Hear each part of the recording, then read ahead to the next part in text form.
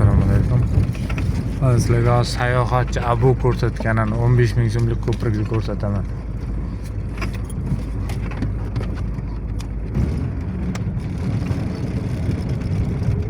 Yo'l beryaptim, rahmat aka, umringizdan baraka toping. Bismillah.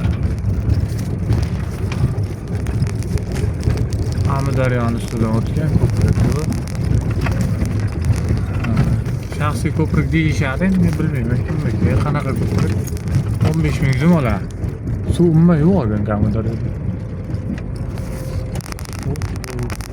Lekin yo'l yomon. Uncha mashina yurolmaydi. Yengil mashinalar yursin, katta mashina yurolmaydi. Amudaryoda suv yo'q. Kecha Orol dengizi to'ladi, suv mana bu yoqda to'ldi. Yo'l lekin buzuq. Buzuq bo'lsa ham boriga shukr.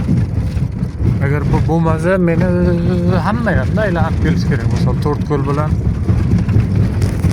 Bog'otdan chiqqan odam To'rtko'lga bormoqchi, suv kam ekan. Bog'otga bormoqchi bo'lsa, misol uchun aylanib Qazorasichi bilan yangi bozor Qazoras bilan aylanib Bog'otdan o'tib keyin Xonqaga boradi. Misol uchun Xonqadan chiqqan odam suv bor ekan mana. Yo'l yomon. Mana ko'prik, mana Amudaryo. Qiyshayib ketgan rost ekan, suv to'lib oqqan. Bu yerda bitta kema ham bor ekan. Kemaga tushsak, bu yerda kema ko'p. Oldin ana kemada olib o'tib qo'yganda bu yoqqa pulga. Chiqdik. Ana odam 15 ming so'm oladi.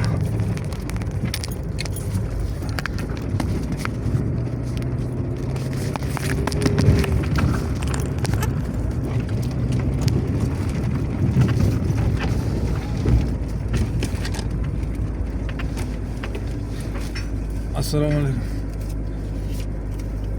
15 ma'lum ya. Rahmat aka. Ana o'tdik. 15 ekan. Hali ham kelmoqchi bo'lganda 15. Просто ko'prikdan o'tganimiz uchun. Oldin bu yerda ana qo'riqlash xizmati turardi.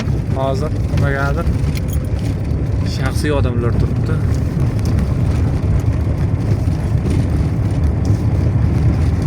Shunaqa gaplar. Har xil postdan kechaylar mana shunaqa. Buyog'i ham mana shunaqa nimadir daraxtda endi mana bu.